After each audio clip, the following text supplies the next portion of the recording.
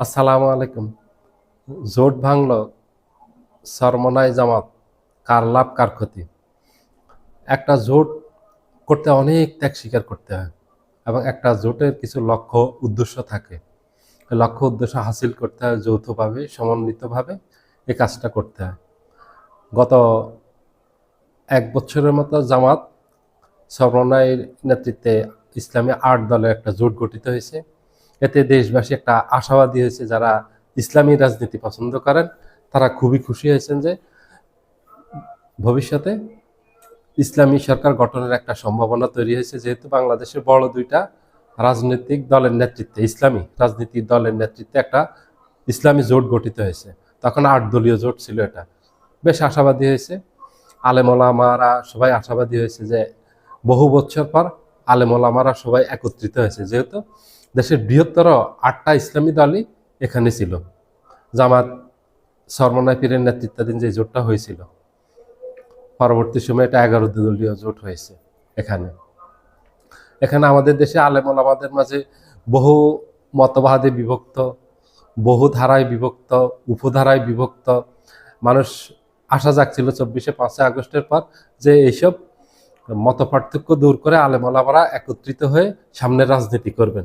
যেহেতু জোটগতভাবে আসছেন, এখন ধীরে ধীরে ওনারা যত মত পার্থক্য আছে আলোচনার মাধ্যমে সব শেষ করবেন। একটা জায়গায় আসতে পেরেছেন, এটাই বড়। জোট করতে পেরেছেন।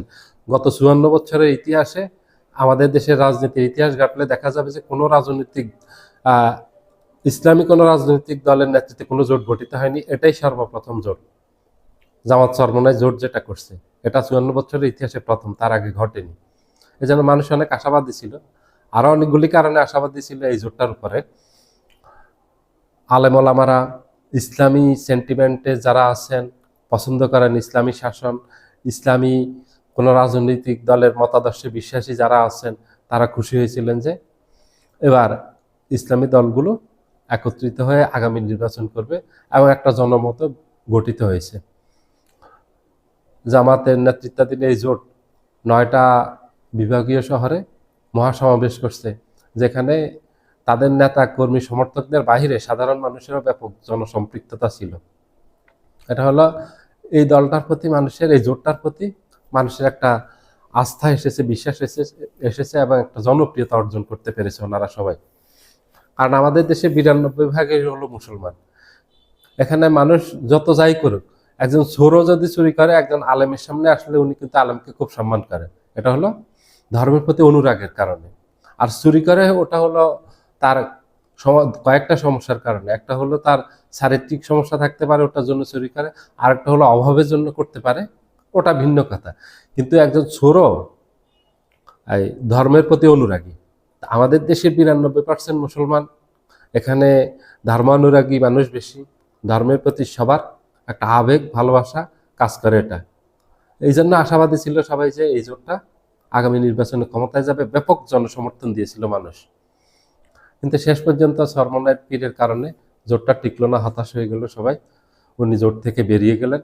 আর বাকি অন্য যে 7টা ইসলামী দল আছে, জামায়াত ইসলাম সহ, তারা থেকে গেলেন। শুধু একমাত্র এই জোট থেকে বেরিয়ে গেছেন চরমোনাই পীর।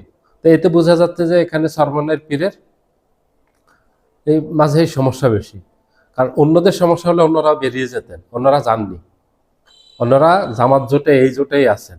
জামায়াতের নেতৃত্বাধীন এখন যে 10 দলীয় জোট আছে, সেটাতে অন্যরা সবাই আছেন। শুধু এখান থেকে চরমোনাই পীরের ইসলামী আন্দোলন বেরিয়ে গেছেন। উনি এটা না করলেও পারতেন, এটা একান্ত ওনার ব্যক্তিগত, কিন্তু না করলেও পারতেন। ইসলামের স্বার্থে উনি এই জোটটাতে থেকে যেতেন, ইসলামী রাজনীতি উপকৃত হতো। উনি যদি ওনার দলের ঊর্ধ্বে এসে যদি সিদ্ধান্তটা নিতে পারতেন, তাহলে আমাদের দেশে ইসলামের যে রাজনীতি আছে, ইসলামী রাজনৈতিক দলগুলো, ওরা উপকৃত হতো দীর্ঘমেয়াদী। কারণ 54 বছরের ইতিহাসে কখনোই ইসলামী দলগুলোর সামনে এত মহা সুযোগ আসেনি, এত বিশাল সুযোগ আসেনি। অকল্পনীয় একটা সুযোগ আসছে 5ই আগস্টের পর। ক্ষমতায় যাওয়ার মতো অবস্থা তৈরি হয়েছে। গত 54 বছরের ইতিহাসে ক্ষমতায় যাওয়া তো দূরের কথা, বিরোধী দলে যাওয়ার মতো, বাসার মতো পরিস্থিতি তৈরি হয়নি, রাজনৈতিক অবস্থা তৈরি হয়নি, জনমত গঠন করতে পারেনি। এখন যেভাবে জনসমর্থন আছে ব্যাপক, এটা কোনোদিন তৈরি হয়নি। এবং এইসব পরিবেশ সার্বিক পরিস্থিতি যেটা আছে এটা তৈরি হয়নি। 24শে আগস্ট সুবর্ণ একটা সুযোগ এনে দিয়েছিল বাংলাদেশে যারা ইসলামী রাজনীতি করেন তাদের সামনে, সবার সামনে। এটা শুধু জামায়াত ইসলামী না, শুধু চরমনাই পীর না, শুধু খেলাফত মজলিস না, খেলাফত আন্দোলন না, এটা সব রাজনৈতিক দলের সামনে একটা মহাসুযোগ এনেছে। এই মহাসুযোগ যারা হেলায় পেলায় হাতছাড়া করেছেন তারা আগামী রাজনীতিতে কঠিন পরিস্থিতির মুখোমুখি হবেন, কঠিন ওনাদেরকে মাসুল দিতে হবে। এই ভুলের মাসুল সবাইকে খুব কঠিন করে দিতে হয়। দেখেন 5 আগস্টে শেখ হাসিনার পরাজয়ের কারণ হলো ভুল করছে, সে ভুলের মাসুল দিতে হয়েছে। আপনি ভুল করবেন, এই ভুলের মাসুল আপনাকে দিতে হবে, আপনাকে এই ভুলের কষ্টটা ভোগ করতেই হবে পরবর্তী সময়ে। ওটা আওয়ামী লীগ শুধু না, এই ভুলটা যেই করবে তাকে এটার মহা মূল্য দিতে হবে, সড়া মূল্য দিতে হবে ভুলের। রাজনীতিতে ভুল করলে, বড় মাপের ভুল করলে সেটা দীর্ঘমেয়াদী প্রভাব পড়বে। বিএনপির এক ভুলে বিএনপি 17 বছর ক্ষমতার বাহিরে ছিল। 17টা বছর বিএনপির হাজার হাজার নেতা কর্মী গুম হয়েছে, ক্রস ফায়ারে দিয়েছে, খুন হয়েছে এক ভুলের কারণে। শুধু 17 বছর ক্ষমতার বাহিরে থাকেনি, হাজার হাজার নেতা কর্মীকে হারাতে হয়েছে এবং লক্ষ লক্ষ নেতা কর্মীর মাঝে মামলা ছিল। কারো নামে 100, 200, 300, 400, 450 পর্যন্ত মামলা ছিল। এটা রাজনৈতিক ভুলে। আজকে বিএনপি যে অবস্থা, এই অবস্থা থাকতো না। বিএনপি আজকে কমপক্ষে গত 17 বছরে 2বার হিসেবে বিএনপি ক্ষমতায় থাকার কথা ছিল। কারণ আমাদের দেশের রাজনীতি একবার বিএনপি একবার আওয়ামী লীগ, 90-এর পর থেকে এটাই হয়ে আসছে। 2008 সালে আওয়ামী লীগ আসছে, 2014 সালে নির্বাচনে বিএনপি আসছে, এটা একবার নিশ্চিত। 2018 সালে আওয়ামী লীগ আসলে 24 সালের নির্বাচনে বিএনপি আসতো। বিএনপি 2বার আসতো, কিন্তু 2বার তো ক্ষমতায় আসতে পারেনি। 17 বছর তারা রাজনীতির মাঠের বাহিরে ছিল, তাদের হাজার হাজার নেতা কর্মীকে খোয়াতে হয়েছে, যাদেরকে ক্রস ফায়ার করে দিয়েছে, গুম করে ফেলছে, একেবারে যাদের কোনো অস্তিত্বই পাওয়া যাচ্ছে না, যাদেরকে গুম করছে। রাজনৈতিক ভুল করলে বিশাল মাসুল দিতে হয়, বিশাল, খুব কঠিন করে দিতে হয়। এটা বহুত ছড়া মূল্য দিতে হয়। এটা যারা ভুল করছেন তারা দিবেন। এটা জামাত বহুত চেষ্টা করেছে, বহুত ত্যাগ স্বীকার করেছে এই জোটটাকে রাখার জন্য।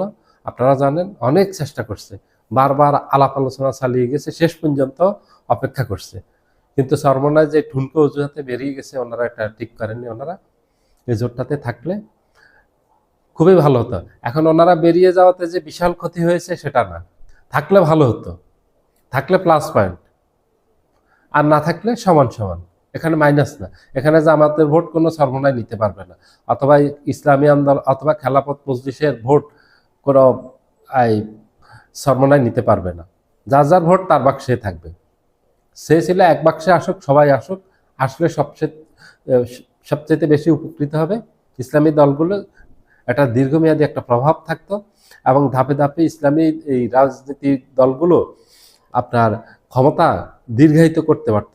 এবং একটা যে সম্ভাবনা আছে আগামী নির্বাচনের মাধ্যমে ইসলামী দলগুলো ক্ষমতায় যাওয়ার, এরপরে ধাপে ধাপে পরবর্তী সময়ে যেতে পারত, যদি ওনারা একেবারে সফলভাবে দেশ পরিচালনা করতে পারত। এবং মানুষের একটা আস্থা আছে, ওনারা সফলভাবে দেশ পরিচালনা করতে পারবেন, ওনারা সৎভাবে দেশ পরিচালনা করবেন। কারণ এই জোটের নেতাদের মাঝে সকল যোগ্যতা আছে।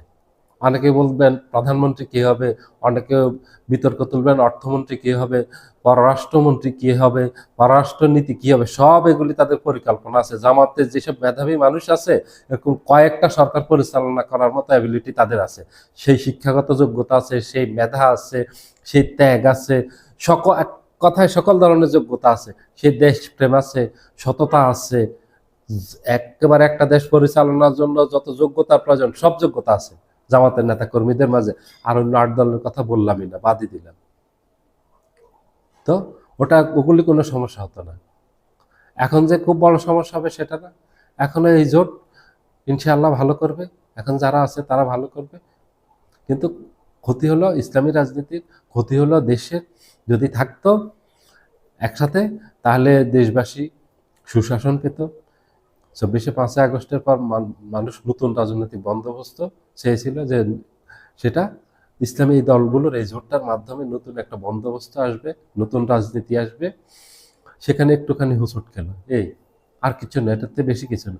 এখনো এই জোটের 99% সম্ভাবনা আগামী নির্বাচনে একেবারে বৈধভাবে মানুষের ভোট নিয়ে ক্ষমতায় যাওয়ার মতো জনসমর্থন তাদের প্রতি আছে। ফাইনালি ক্ষতিগ্রস্ত যেটা হলো সেটা ইসলামী আন্দোলন হলো। সবাই ভালো থাকবেন, আল্লাহ হাফেজ।